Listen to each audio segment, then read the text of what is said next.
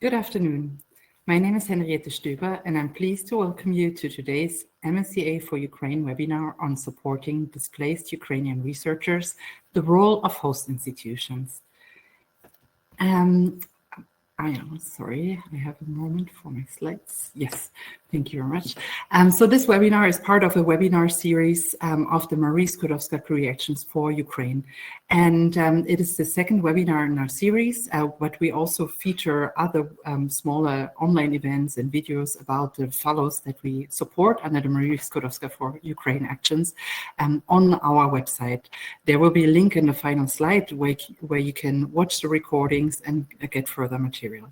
But in today's webinar, before we start, I would just like to invite you, all participants, to join the conversation in our discussion on how to best support Ukrainian researchers at host institution level by the following steps that you can see here on the slide and also on the right-hand side of your screen. There's the chat function where you can say hello to us, tell us where you're from, whether you're from a host university, perhaps even participating as a fellow in MSCA4Ukraine or similar. And in the chat, you can also raise technical issues. So if you have a problem with the sound or the picture, do let us know there, and our team in the background can resolve the issues. Most importantly, though, we have the Q&A function, and I would like to very warmly encourage you to participate and ask questions to our speakers, presentations, or as part of the discussion. You're, of course, also very much welcome to comment with your own views on the discussion points raised in this webinar. Last but not least, we would like to ask you to respond to a very quick survey at the end of the webinar. You can find this here as a button on your screen, but this will be also part of the post-webinar mailing that we do about a day or so after this event, where you will also receive all the slides of the speakers. And speaking of speakers, I am joined today by a panel of 5 distinguished speakers from 2 higher education institutions that participate in MSCA4Ukraine, and also by a speaker of Scholars at Risk Europe that manages and implements MSCA4Ukraine. And just a quick round of introductions, so to say. I am joined by speakers from Masaryk University in Czech Republic. First of all, we have Violeta Osuchova, who's the director of the Center for International Cooperation. And she's joined by Milan Chitri, who's the director of the Department of Botany and Zoology. Milan is actually also a mentor of one of the MSCA4Ukraine fellows. From University of Tartu in Estonia, we have Tauno Esko, who's the Vice Rector of Development, as well as Christina Tamberts, Vice Director of the Institute of Genomics. And I seem to have some sort of echo issues, and I hope our communications team can resolve those. Thanks. Oh, yes, it's better. Last but not least, we're also joined by Dominic Calvite, our colleague at Scholars at Risk Europe at Maynooth University in Ireland. As you probably know, Scholars at Risk Europe is implementing, as the project lead, the Marie Skłodowska-Curie Actions for Ukraine. And in terms of today's program, we'll do several little rounds, and these are also intervened with opportunities for you to ask questions. So again, I would like to warmly encourage the participants here. We'll get an overview on the MSCA4Ukraine program delivered by Dominic, and this will be then followed by 2 rounds. First of all, supporting researchers, and this will be basically a round dedicated to the mentors of the MSCA4Ukraine program. And then we will move into another round talking a bit more about the links to higher education institutions' strategies, how MSCA4Ukraine fits into the overall work and strategic outlook of host institutions. And as said, there will be ample time, hopefully, also for Q&A and discussion afterwards.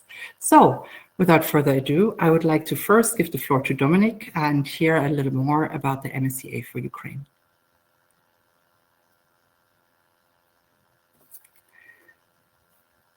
Dominic, the floor is yours. Thank you very much, Henriette. Good afternoon, everybody. And thanks to our colleagues at the European University Association for allowing us to be part of this very interesting event today.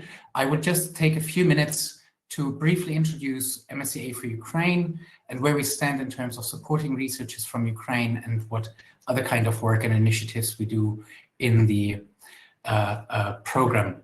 First off, to mention, it's funded by the European Union as an emergency response to the full-scale invasion of the Russian Federation in Ukraine, which started in late February 2022. And we're implementing it together with our colleagues from EUA and with the Alexander von Humboldt Foundation in Germany, with associate partners, the PAUSE program in France, and the Scholars at Risk Global Network, which is, so to speak, the mothership of the Scholars at Risk Europe office. Very briefly, we focus on 4 main activities. The first one is providing fellowships. The second one is to offer a help desk for researchers from Ukraine and also host institutions. In the first call for applications, we also offered matchmaking services to researchers and to host institutions seeking one another. We provide career development and networking opportunities. On average, it's 4 per project year, and post-fellowship support for reintegration in Ukraine for our fellows. Of course, this is subject to safety conditions met in the country at the time. When we look at the fellowships, host organizations in European Union member states or Horizon Europe associated countries were eligible to apply as the lead applicants, together with researchers from Ukraine as nominated candidates, for fellowships of between 6 and 24 months. And the majority of the fellowships that were awarded during the first call are in fact of 2 full years. We apply MSCA Work Programme 21-22 rates. So at the time of the designing of the program, those still hold also for the second call of 2024. And currently 120 fellowships, both doctoral and postdoctoral, have been awarded already, with another approximately 50 being awarded in 2025. We're focusing on all domains of research and innovation, and strongly encourage secondments that can take up to 1/3 of the fellowship duration, including secondments in Ukraine with the Ukrainian home institutions of the fellows or other institutions in Ukraine. The idea really is to retain a strong link to Ukraine and to contribute from outside as much as possible to the strengthening and in the future also the rebuilding of the R&I sector, of the higher education institution sector in Ukraine, which of course has suffered tremendously and continues to suffer tremendously from the aggressions against Ukraine. In terms of eligibility criteria, Ukrainian nationals, stateless persons, and third country nationals with primary residence in Ukraine on the first day of the full-scale invasion in 22 are eligible. And for call 1, researchers had to be displaced on or after that date, or had to be ready to relocate from Ukraine, whilst the second call of 2024 focused on researchers who had already been displaced from Ukraine to another country. And both PhD holders and doctoral candidates were eligible to be nominated as candidates, PhD holders for postdoctoral fellowships, and doctoral candidates, of course, for doctoral fellowships. Looking at the results, of course, I can speak more about the first call, as the second one is just at evaluation stage, or just started at that. The first call was launched in 2022, and in fact, we had 2 cutoff dates. By the time of the first one on the 11th of November of 22, we had already received over 400 applications. And that is the reason why the applications submitted by the second cutoff date later in November, which were also a considerable number, 198, could not even be considered for evaluation because of the volume and quality of applications received already at the first cutoff date. Approximately 1 in 3 of those were awarded a fellowship, 125, and of those, currently 124 are being implemented. 1 last fellowship had to be delayed in terms of its start and will commence in 2025. We received in this year, earlier this year, we received, and we're immensely grateful for it, we received a financial top-up. Originally 25 million euros allocated to the program were topped up with another 10 million euros, and that allowed us to launch a second call, which was launched in mid-June.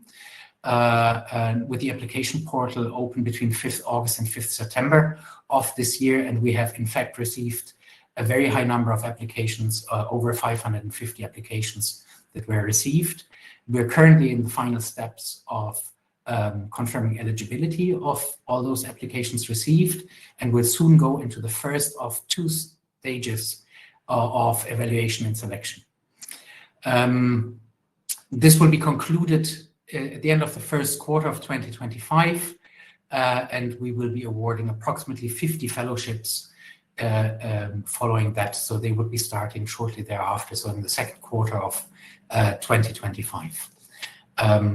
You can see, of course, the demand remains incredibly high. And of course, the overall success rate is accordingly very low, which we regret, but it is not possible otherwise at this stage. Of course, you may also understand that at this point we cannot provide any further information concerning the second call. So if some of you are applicants, either candidates or representatives of host institutions, please understand that we cannot provide further information concerning your specific applications, but know that we are in time within the time frame that we have specified on the MSCA4Ukraine web pages concerning the evaluation and selection of the second call.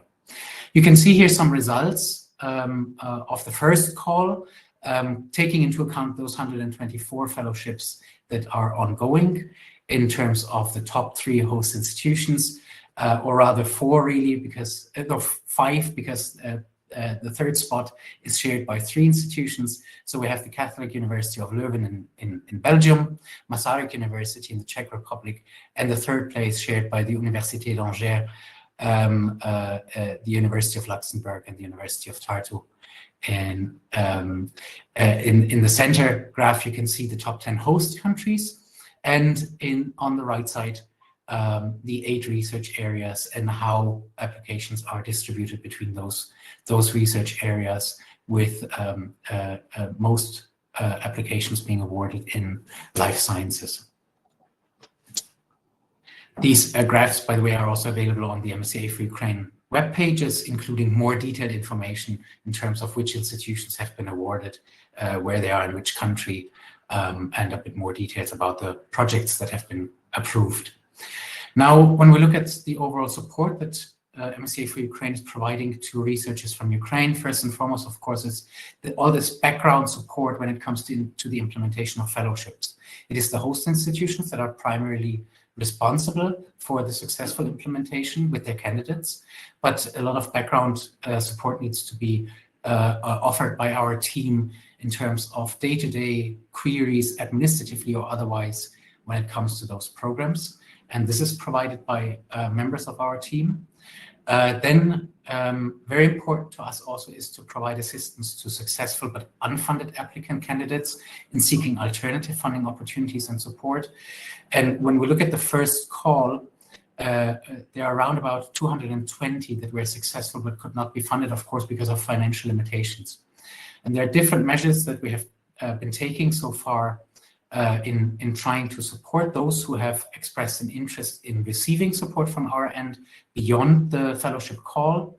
The first one is we have certified applications that had received a score of 85% or higher with what we call the Eculet of Excellence as a specific program within the larger MSCA envelope under Horizon Europe.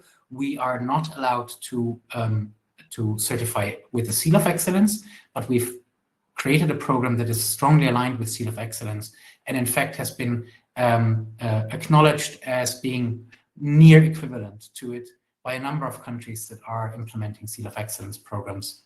And that, of course, is a very positive step, because that means that those candidates can use their applications or modified applications and apply under those Seal of Excellence programs at national levels. The second one is the second stream of support is we've been in touch with all MSCA national contact points in the various countries where they exist, and also other relevant entities, so private foundations, other research funders, to seek opportunities for researchers from Ukraine to get alternative research funding or other support opportunities in the various countries. And we've kept that dialogue open to the extent possible, just to be able to update, including through our web pages, interested researchers from Ukraine about opportunities. The third aspect is what we refer to as case management, which means giving more individualized support. So we have started off with a first group of unfunded but successful candidates from the first call, looked more closely into their potential needs in terms of finding research funding, finding work opportunities, or other forms of support, and tried to assist on an individual level. And you may understand that this is, of course, a very time-intense activity that requires various resources and capacities. Now, we also provide the aforementioned career development and networking activities. For that, we've actually polled our fellows. We have asked what is relevant and interesting for you in terms of topics. And those topics that we have tackled already are, for example, how to write a successful project application, how to work in accordance with open science principles and practices, ethics-related questions when it comes to research in the European landscape and in general. We've renewed this poll now more recently to see if there are any new needs, and we're currently devising the program for years 3 and follow-up to continue working on this. We provide promotion of our fellows' work and achievements through the webpage and through videos that you can find on the website, and we have ongoing collaboration with networks and institutions that are focusing on Ukraine and specifically research innovation and higher education in Ukraine. And to end my presentation, this is an impression of the last in-person meeting we had at mid-April at the PSI Inspire Europe Stakeholder Forum in Berlin. And if you have any questions concerning MSCA4Ukraine, please get in touch with us and follow us through hashtag MSCA4Ukraine on social media. Thank you. Thanks very much, Dominic, for this overview on MSCA4Ukraine. There are some questions very specific with regards to eligibility, but I'll just ask you the ones that are still applicable in the current settings. If you don't mind, they will be quite easy to answer, I think. First of all, you mentioned the eligibility checks that are currently ongoing. Will potential host organizations or institutions receive a confirmation of eligibility, or will they only hear from us at the very end of the evaluation?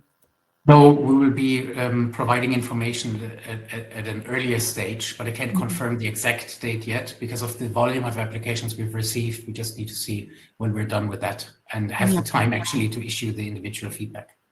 Yeah, very good. And then there's a question, Dom, you mentioned the unfunded but very successful applications that we support in other ways from the first call. Will there be a similar exercise for the second call as well? Yes, so the Accolade of Excellence certification, for example, has worked in some instances. For example, five research proposals have received additional funding in Sweden. Which is, of course, a great success. And so we will continue that. And we will also invest further capacities in supporting others in whatever way possible. Excellent. Thanks so much, Dominic. Now, I would like to underline that in this webinar, we want to showcase the work of our current host institutions with their MSCA4Ukraine fellows. I understand that there are a lot of questions on the ongoing applications procedure, and there's a question that is highly voted on whether there will be future MSCA4Ukraine calls. I think, Dominic, I hope you don't mind that if I answer this question, that at the moment, at least, we are not accepting further applications. At the moment, at least, we have no information about any potential future funding or any potential future call waves. However, there's two things that I would like to underline here again. And Dominic mentioned, for instance, the MSCA4Ukraine as well as Inspire Europe websites. You will find them on his slide. They're also at the end of my slides, and the slides will be shared afterwards, where we highlight other funding opportunities that you might find through other national programs or other means, perhaps other networking opportunities as well. This is one side. And the other side that I would like to mention is that whilst we don't have any news with you to share with you with regards to calls for MSCA for Ukraine, there will be calls for a new program launched in the near future, which will be called SAFE.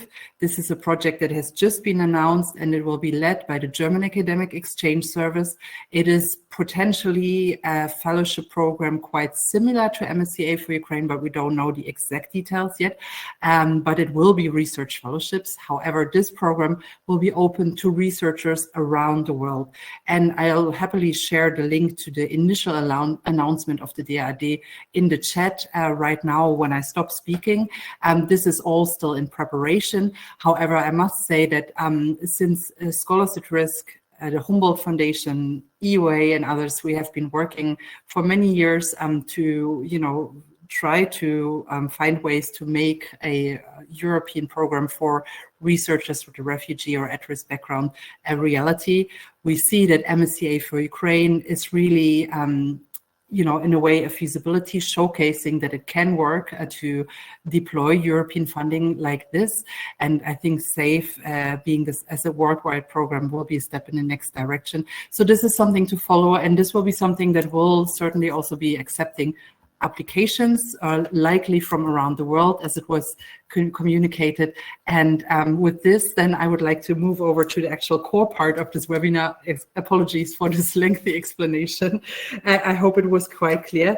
And I would like to now hand over to MSCA for Ukraine host institutions, and actually starting with mentors. So Milan Chitri and Christina Tambets, who both support an individual fellow under the MSCA for Ukraine program.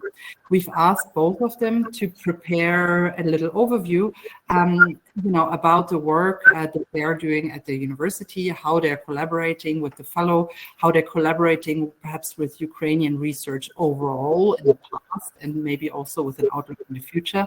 And I would like to first give the floor to Christina Tambets of University of Tartu, then handing over to Milan.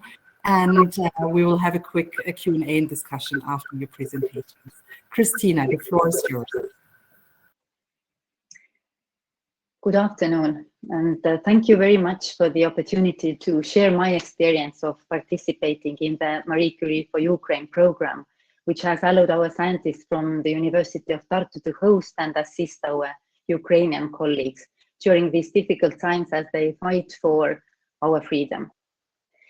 My story connects two scientific institutions. The Institute of Genomics at the University of Tartu and the Department of Genetics and Cytology at Karazin Kharkiv University. And this is one of 125 stories made possible by the Marie Curie for Ukraine program. A few words about our research institute. The Institute of Genomics at the University of Tartu is a flagship in genomics research in Estonia and beyond. Our institute leads research in personalized medicine and hosts the Estonian Biobank, which has collected genetic samples of 20% of Estonian population. And my team in Estonian Biocenter studies human genetic heritage from an evolutionary perspective. Our goal is to understand the biological and cultural processes that have shaped our genetic diversity over time. And this includes my research team in archaeogenomics, which studies the genetic heritage of both modern and ancient humans. And thanks to the Marie Curie for Ukraine program, we can host our colleague from Kharkiv University as our team member. Our institute has researchers from very many countries, including, for example, Belarus, where scientists with pro-Western views critical of the government are persecuted. However, they did not come to work with us under the very same circumstances as our Ukrainian colleague, who is the first war refugee in our group. My story is quite personal. We met with a Ukrainian colleague about 10 years before the war, when we collaborated on a project about the demographic history of the Slavic populations. Ironically, our acquaintance was facilitated by collaboration with scientists from the Russian Federation, with whom we had several joint projects back then. My colleague came to our institute as a short-term visiting researcher, and we published several joint scientific articles together. And shortly before the war, my Ukrainian colleague contacted us to explore the possibilities of analyzing prehistorical samples of human remains in collaboration with our team. In the meantime, new laboratories to extract ancient biomolecules from archaeological contexts had been established at the University of Tartu, and this kind of environment was not possible to have in Ukraine at that time. We had also established a great interdisciplinary network connecting the researchers of humanities and natural sciences, like archaeologists, historians, and geneticists, which is crucial in studies of the human past.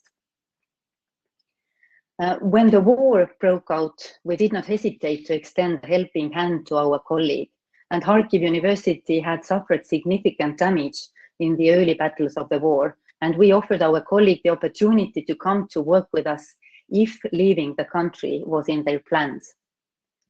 At that time, actually, we did not yet have any additional funding, but we could offer a laboratory specialist position, even if it did not match the qualification of our colleague, who was professor at Kharkiv University. And shortly after the war began, the Estonian Research Council announced a support program that allowed Ukrainian scientists to be integrated into ongoing group grants for 6 months. And we took advantage of this opportunity and are actually very grateful for this local initiative. At the same time, we were actively searching for additional funding to enable our colleague to continue work with us. And we found this opportunity through the Marie Curie for Ukraine program. Today, my colleague is studying Ukrainian demographic history using archaeogenetic methods within the project about the genetic, social, and cultural diversity in Iron Age settlements of the Ukrainian forest steppe.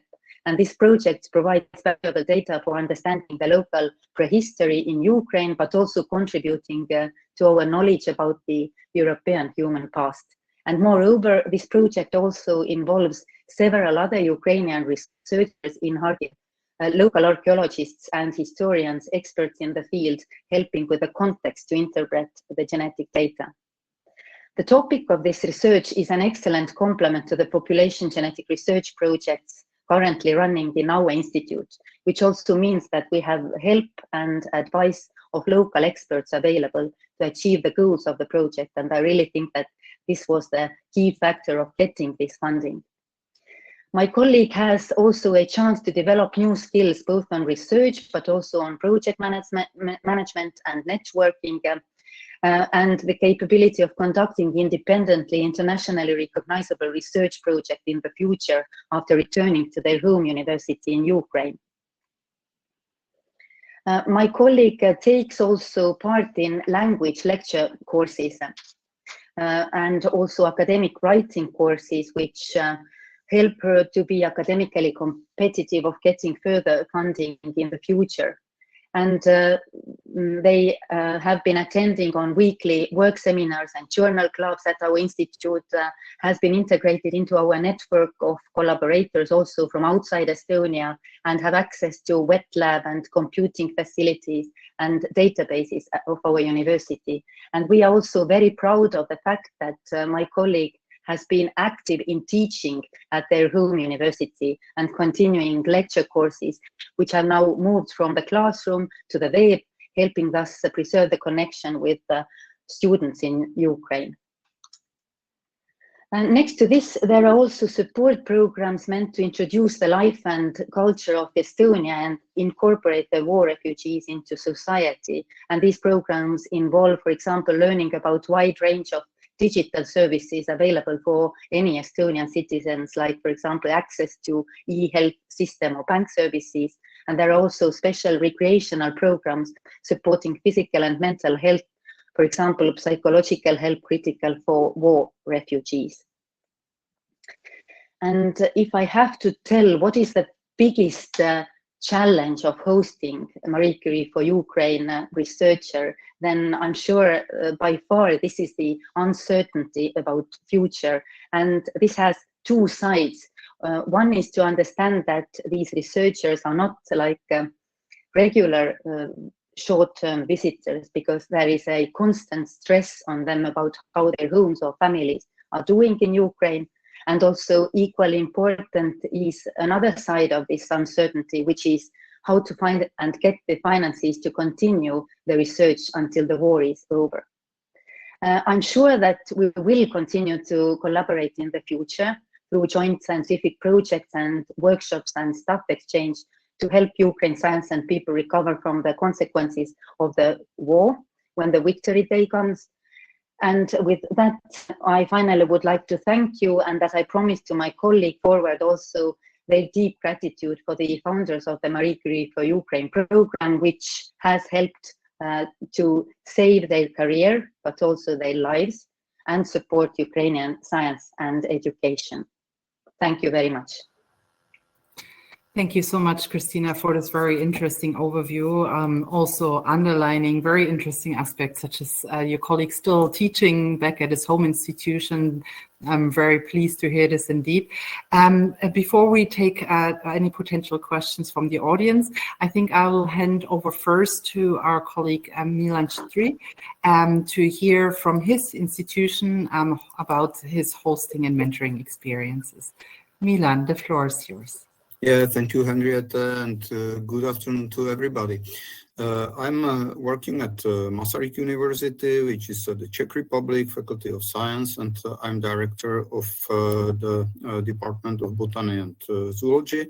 I'm myself a botanist, and I had a long-term collaboration with Ukrainian institutions, especially with the Institute of Botany of the Ukrainian Academy of Sciences in Kiev. A long time ago, I think at 2011, I was invited there to give a course of the analysis of botanical data.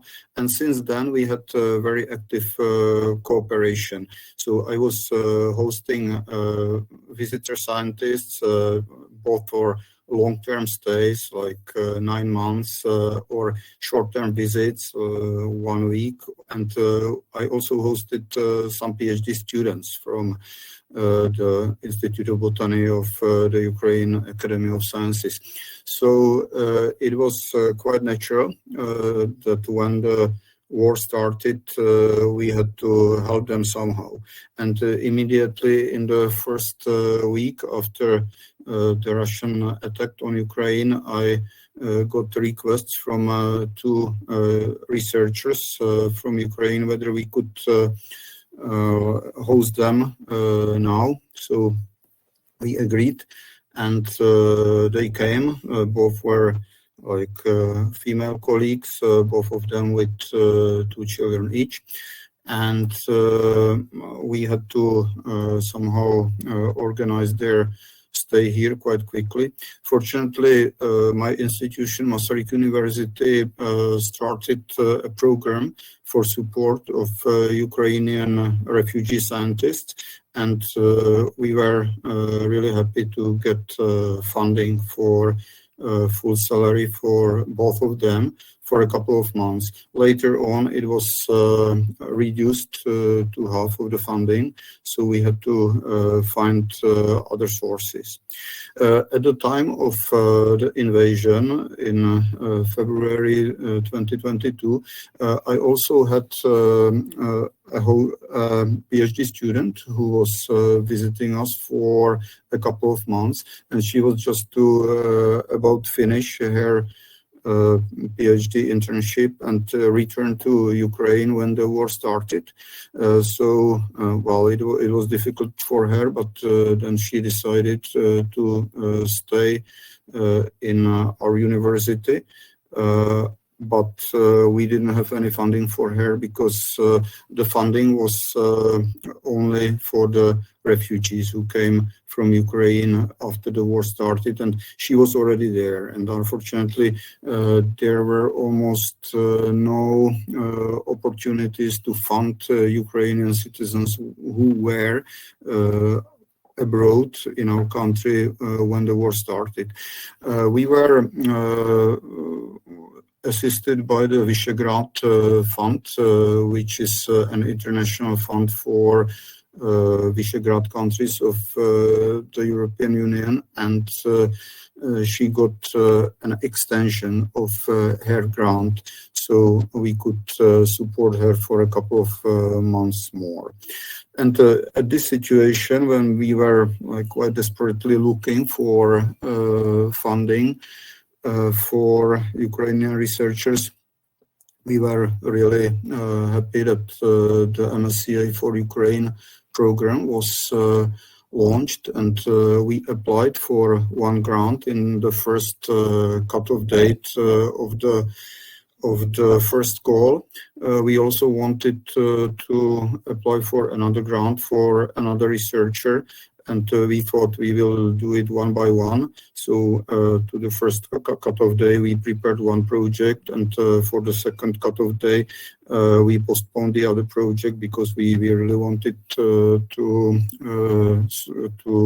submit good proposals. Unfortunately, the second cut-off date was cancelled, so the other researcher is funded somehow from our projects, and it's a bit unstable. When we gave jobs to these displaced researchers, we were discussing with colleagues who stayed in Ukraine, in Kiev. By the way, their institution, the Institute of Botany, was also damaged during one missile attack from Russian army. And they told us that they are also in difficult situation because their salaries in Ukraine were cut because there are big expenses for the army, and many of them have no opportunities to continue their scientific work because of the lack of funding in Ukraine. Fortunately, I had a project on international synthesis of the diversity of European vegetation, and we also needed input from Eastern Europe. So I was able from this project to give small contracts for contribution to 3 scientists in Ukraine. Like regarding our MSCA4Ukraine fellow, we are supporting her project in terms of standard academic support, but also at our university we have a large international group, so the working language is English, and we organize seminars in English, so she's attending these seminars. She can give presentations there. We provide feedback on her work, and she also is providing feedback on the work of other researchers. So she's, I think, nicely integrated into our activities. She also attends courses that we offer in English to our students and visiting researchers, especially in statistical data analysis.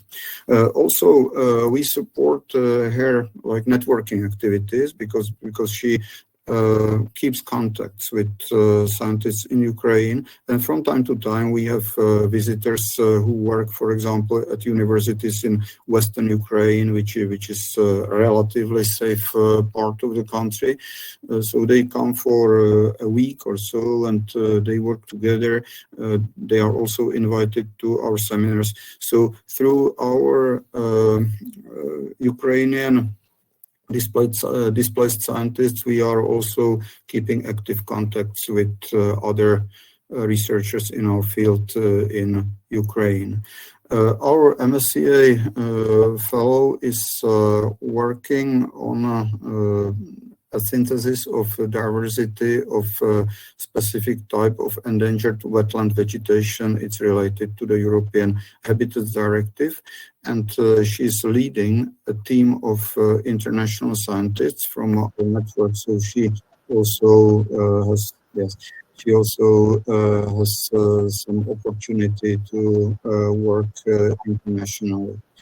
And what are the challenges? The challenges, like in the case of Christina, that's uncertainty. So how long will the war last? So we are not able to plan. And her project is going to finish in March next year.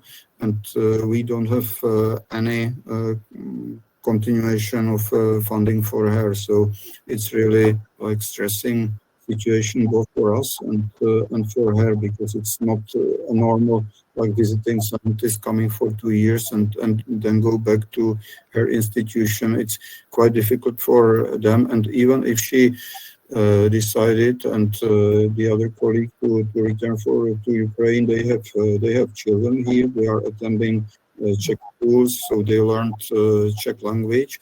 And it would be like quite difficult for them in the middle of school year to go back. So, well, that's my perspective and my story of cooperation with Ukraine. And I will be happy to answer your questions if you have any. Thank you.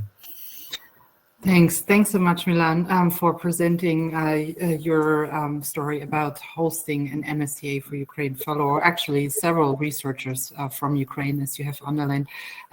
Thank you specifically for also pointing to the need for funding outside, how you find funding from other projects, but again, underlining the challenge that the uncertainty is really there. Also what happens after at the fellowship. And indeed, this is, of course, that we hear from many sides. There are a couple of really good questions to both of you, but given the time, I particularly like what advice would you give to potential host organizations or potential mentors who might welcome a researcher from Ukraine in MSCA4Ukraine or otherwise. But maybe we can keep this question for both of you, and then also our other two speakers for the final round, because I think it might be interesting to hear between the mentor and the central level of the university what your answers are with regards to this. If you don't mind, for the matter of time, I would like to move on to the next section of the webinar and get back to responding to the challenges in the next round. And now it is time to hear from Violetta and Turnu. And I think we wanted to start with Violetta. And both of you, we want to reflect a bit on the strategic links. Now, you are hosting as a university through specific departments, as just presented, fellows from through MSCA4Ukraine, but there's certainly also other researchers from Ukraine. How does this fit into the overall work of your university, into the overall mission? Does it link to your internationalization, perhaps? And Violetta, I think we would start with the viewpoint from your university, which will be then followed by Turnu. And please, both of you, let's keep an eye on the time. Let's say 6 minutes-ish. Thank you very much. Thank you very much indeed. Thank you for this opportunity. I will try to be very short, though there is a lot of things that I would love to share with you, but I understand there is no time. And of course, I will start with the mission of the university. Of course, I will not read it because I think in all the European universities, we have similar missions and we share the same values that are very important for us, but this is something that we can publish. It's very visual, and I don't want to spend more time on this, but the mission and the values are those that create the environment in which we work, and based on this we create our international or institutional culture. And this is much more important for us, I think, though it is not visual, it is hidden, but based on this culture, we can react immediately on the needs. In case of crisis, what we need is the prompt reaction to the society needs, suitable infrastructure, and also proper actions. And all this, it is not possible to create when the crisis starts. So we have to be prepared for this. And I'm very grateful that we already had in place this volunteer center.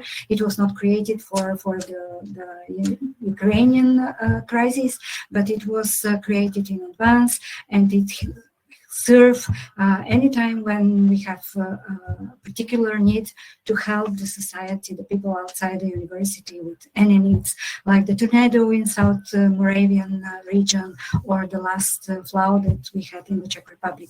So this was very helpful for us, because when the crisis started, it was very stressful time for not only for the refugees, but also for us.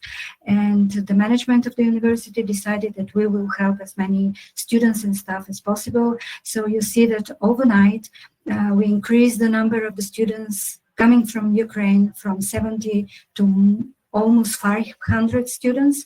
It was the same with the staff from 22. That was regular number of staff from Ukraine that we had at the university. And then we increased them to 120. But it was also connected to a lot of additional services like psychological help, language courses, accommodation, scholarships. And we were very grateful for the support of the ministry, that we were able to support all the students coming as refugees with special scholarships, in order to help them not to suspend their studies, but to continue in their studies. Of course, we expected that it will take only a few months, and they will be able to return to their universities. Unfortunately, that was not possible. And then we started searching for opportunity how to help more people and more universities from Ukraine, and it was decided by the management of the university, and it was on request of some partners to organize in 2022. We organized remotely the admission entrance exams for some of the universities in Ukraine. Physically, the students seated the exam in Brno, so more than 1,800 students came for the exam, and it was a huge support from the university to our partners in Ukraine. Then when we recognized that it is not only a question of few months, we start searching for some additional support, because the money is always, the budget is always limited. Fortunately, we're part of this European University Initiative. So in 2023, we were able to add one of our universities in Ukraine as associate partner to this Alliance EDUC. And then it helped us to apply for some additional projects, like the Horizon Europe call for European Excellence Initiative, when the associate partner from the European Alliance, this Precarpathian National University, became full partner of this new huge research project. So it opened the gates, at least for one university, to have full access to all the initiatives, all the actions of this project, which is part of them are open science, career diversity, research and innovation, all these research topics, including assessment. And then another very important for us initiative and opportunity was taking part in this Digital University Open Ukraine initiative, where we create a digital platform for more than 300 local universities to have access to our digital courses. And we consider this as a very important strategic step when we open the facilities that we have on the online to our partners. And when it comes to MSCA projects, we were successful in the first call, as far as I know, for the second call, but I'm not sure because our university is very decentralized. So from our office, what I know that there were 2 applications, but probably there are many more, but they're not asking for support from our office. Asking about the opportunities, was it worth it to go through this support to Ukrainian universities? Definitely, I could say yes, it was a very good opportunities also for us. It was a personal support to those scholars and those colleagues, because we accepted a lot of scholars and a lot of staff, not only through the European projects, but also with our own support, with the support of the national agencies and ministry. But it was also a great opportunity for us to increase the understanding of the Ukrainian higher education environment, institutions. It was a unique experience how to incorporate them to many structures of the university, particularly to our research groups that were not always used to cooperate with Ukrainian partners. So it was very interesting experience for them as well. Also, it taught us a lesson on how to react in state of emergency and how to adapt to a new situation. But it was also not easy. So I'm coming to my last slide, and it was what were the major problems, obstacles. Of course, language, and it was surprisingly for us that the culture it's really different. So in university culture, personal culture. So it was also something that we had to face. And then where is the border between help and the time when we have to give incentives also to our staff, because they were very supportive, very helpful at the beginning, but you cannot stay in this mode forever. In some extent, you need to have more help also for our staff, professors and researchers. And then it was very difficult also to face this different level of digitalization when it comes to researchers, staff, all these levels of students as well, because everything in our university is digital and not all of the colleagues were prepared for this. Recognition of the qualification, probably we are all aware of this, but sustainable funding, it was already mentioned. The last thing that I want to mention here, and it is also one of the strategic discussion at our university, do we want to have this brain gain and brain drain for Ukraine, or we want really to help them and to help the researchers to gain more experience at our university, and then to return there then in Ukraine and to work with this. This was my last slide. Thank you very much for this opportunity, and I will wait for questions. Wonderful, Violetta. Thank you so much. I will be quoting you on not just university mission, but university culture. I wrote it down. Very nice. I also very much enjoyed how you elaborated on the increased internationalization, working together with Ukraine higher education.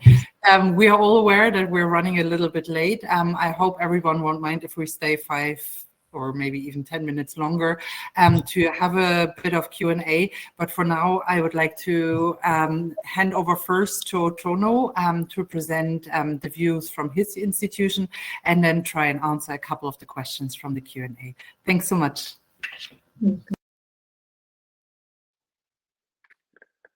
Yes, hello, everybody from my side as well. And I must admit the many ideas and approaches that University of Tartu has taken have already been very nicely presented by Violetta before me. So I'll try to be very quick.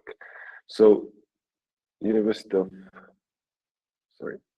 University of Tartu has really taken a strong stance to support Ukraine staff and Ukraine students, and it's both on the education side, but also as refugees. And University of Tartu has used this position as a member of many outstanding university networks in Europe to actually advocate for the support of Ukraine, advocate for the discounting, what Russia is doing.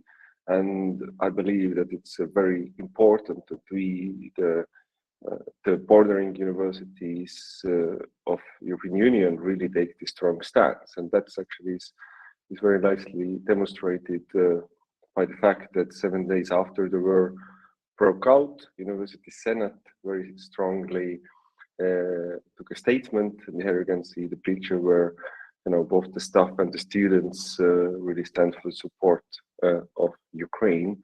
And we also have opened our facilities for the Ukrainian house, so to help the local Ukrainians to support for the people and refugees, but also our lecture halls are open for putting together the camouflage nets for the war.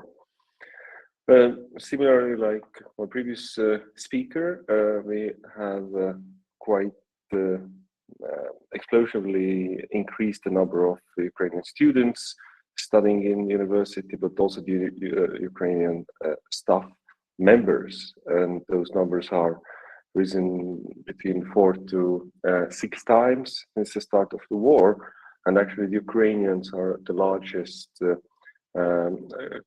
national group of non-Estonians we have in our university.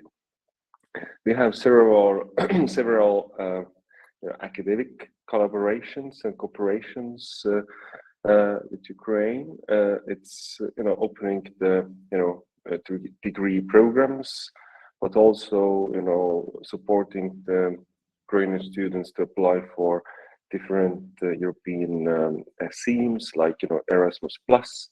And I think what's really noteworthy is that university set up a donation foundation for specifically Ukrainian students as a scholarship fund, and it has been awarded for almost 250 students, and the total amount is almost 180,000 euros. So this is all donations by the academic staff, but also for Estonian people to really support the Ukrainian students to come here and study. And we're also offering different lectures specifically for Ukrainians to understand how to build a future-proof society and government, but also for local students, but also our other foreign students to actually understand the situation, the real situation in Ukraine, about educating about history, educating about on the consequences of the war. Furthermore, we have also set up a center for Ukrainian studies here in Tartu, and with the aim to actually to coordinate work of the university staff, but also to offer research, science and data-based insights into policy creation, into supportive measures within the university, but also for the Estonian government, to EU colleagues and beyond. So really not to just work based on enthusiasm, but really use real science and research to help to build a future-proof Ukraine, to modernize the higher education system in Ukraine, and to work together with Ukrainians to build a stronger country. Christina, before me, already mentioned that there were national initiatives by the local funder to actually support short-term secondments for Ukrainian students. in our existing grants, as well as we have currently 3 staff members joining this program. And I think that was my last slide. Happy to be here, answer further questions, and we really, try to, as an organization, to support in Ukraine in our network. So thanks. Thank you so much for providing this overview, Tonu. And I would like to now open the floor and ask all the speakers back on the screen for the Q&A and discussion. A very interesting points raised, some similarities, but also some differences. And I have an echo issue again, colleagues at the events team. Yes, it seems to be fine. Apologies for that. Well, there's been quite a number of questions in the chat, so I will try to address the more broader ones that I maybe can ask to most of you at the same time. Perhaps we will start with Christina and Milan. So from the viewpoint of a host or mentor under MSCA4Ukraine, but you also mentioned that you're supporting other researchers from Ukraine from outside of this particular funding scheme. What would be your recommendation to other potential hosts or host organizations? How to start? What's really to look out for? Christina or Milan, who would like to start? Milan's laughing, so I'll give the floor to you first. Yeah, I think it's important that if you are considering to work together with some Ukrainian researcher, you should really check whether your research interests and his or her research interests are really matching. Because I have an experience from other universities that some academic researcher gave an opportunity to a researcher from Ukraine just because they wanted to support Ukrainian scientists, and then the Ukrainian scientists came to the group, and they found themselves to be a bit isolated, because they were actually working on different topics in Ukraine. So I think it's really important to do the selection that the person who is appointed is really matching what you are doing. And when this is done, then it's like very easy to integrate Ukrainian researchers to your teams. So that would be my recommendation, to think twice whether there is a match between your interests and the interests of the researcher. Thank you, Milan. Christina, would you like to comment on this? I can add that when there is a will, there is a way, and several of us mentioned uncertainty, but this our example also showed that it was uncertain from the beginning. I mean, when we asked our colleague here, actually, we did not have even this Marie Curie funding yet. So we searched for possibilities which were not ideal, but while having those, we searched for new opportunities, and then we got basically a grant which allows the colleague to do exactly the work that she would like to do. I mean, this is also important. But yes, as I mentioned in my talk, the key is to have a complementary project with what fits into the research direction that you do.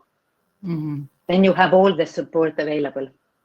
Yes, so a good research fit doesn't just mean good integration, but also potential long-term sustainable funding. Very good, thank you so much. And I have a question to Tonu and Violetta. I think both of you touched upon this already a little bit, the long-term view, after the war, how can you support, or will your research collaboration or collaboration with Ukrainian higher education continue in any way? Will your research work perhaps contribute to rebuilding Ukraine? Could you perhaps elaborate on that? Tonu, would you like to start? Yes, thanks. So yeah, as I mentioned, we have established this Center of Ukrainian Studies that really, helps to, to rebuild the Ukrainian higher education, or help them to develop policies, and educate them how to do it. And in general, the University of Tartu is very open for collaborative research. So we very much want to help the Ukrainians in Ukraine to apply for research funding together with our researchers, where there is a perfect match, and that's really a key. But I also would like to highlight that it's extremely important that the universities also explain the situation for non-academic society members and also our other universities to really drive home the message that we really need to help, really need to drive the change how things are seen. So that's what University of Tartu really tries to push on the wider networks. Thanks. Excellent. That's very interesting. Also outreach work to be done there by the university on behalf of support for Ukrainian research. Violetta, would you like to comment on this as well? Yes, I totally agree with Tono. We also have the same focus, the same aims. We want to keep the researchers in Ukraine as possible as it is according to the situations. Of course, I mentioned those projects that open the science to them and give them opportunities to have the success to develop the universities, the research centers. And what is discussed very much, I already mentioned, is we try to avoid this brain gain, though it will be very useful for us. But looking back at the situation in Ukraine, we consider it as very important for them that once it is possible, I guess they will need to have their top researchers back in their country to develop the country, the science there. So this is what we have in our plans. Thanks so much. And this is indeed a very important point, Violetta, one that we actually grappled with for quite some time when creating the MSCA4Ukraine program. And maybe this is a good time to give the last word then to our colleague from Scholars at Risk Europe, Dominic. Maybe you can elaborate a little bit, because there have been quite some questions with regards to teaching requirements and how MSCA4Ukraine fellows link back to their home institutions while being in other countries. Would you just like to point out what is being done in the project before we wrap up? Sure. So as I mentioned before, a good number of our fellows have secondment agreements with their home institutions or other institutions in Ukraine. There are other arrangements, various forms of support and collaboration. For example, teaching commitments with the home institutions remotely, mentoring support. So various forms of engagement with the home institution to support in whatever way possible administrative assistance, the managing of journals back home. So there are various supports that are really good practice examples and that showcase also the continued collaboration, engagement, and solidarity between home and host institutions. Host institutions often also shown to be flexible when that is needed in terms of time allocation. We had a few cases where fellowship commitments were a little bit decreased in order to continue other forms of collaboration in the home institution. The strong ties with Ukraine are, of course, strongly encouraged by MSCA4Ukraine. We want to contribute to prevent any kind of brain drain in the long-term understanding, of course, that at this point in time, a good number of researchers from Ukraine who have been displaced need assistance outside of the country, but may want to return once this is possible for them. We're immensely grateful for the host institutions, including those present, for the great collaboration. We've seen again in the second call what immense solidarity is present in Europe with Ukraine, with the researchers from Ukraine, and we're very, very grateful for that. Wonderful. Thanks so much, Dominic. And I think these are also good closing words for this webinar. As always, I wish we had another half an hour and actually get into the details of the discussion. This is a planning issue on our end, I suppose. But for now, I would like to close the webinar, just have my last slide if I can, and show you what else is going on in the near future with regards to MSCA events and related topics. I'm actually going to run out and here to a different event that you can also watch in about an hour and a half on live stream, where we will discuss with the rector from University of Kharkiv and her some other European counterparts from other European universities on how to strengthen university cooperation and solidarity for Ukraine. This is an event that's organized by the Committee of Regions. So we're trying to see how also regions in Ukraine with their universities can work with regions in Europe. So let's see how that goes. Please feel free to join this meeting by clicking on the link on the slide or looking for it online, I suppose. More importantly, we mentioned that in an MSCA4Ukraine and Inspire Europe, we have ongoing webinar series, and these cover really many different aspects, focused on researchers from Ukraine and other researchers at risk. For instance, in Inspire Europe, we have webinars upcoming on employment opportunities post-fellowship, how to find work perhaps also outside academia if you're a researcher with at-risk background, using international university networks to leverage institutional support is another one that's more targeted towards host institutions. And you'll also see one of our EOA webinars here that I thought might be of interest to the people watching. We have one on universities and knowledge security, managing risk in research and innovation, completely related to this topic, except of course the research link, but please do visit our various websites and find out more. And this is it from our end. Thank you so much for your attention. Apologies again for running 10 minutes over. I hope you found it very interesting, and I wish you a good afternoon.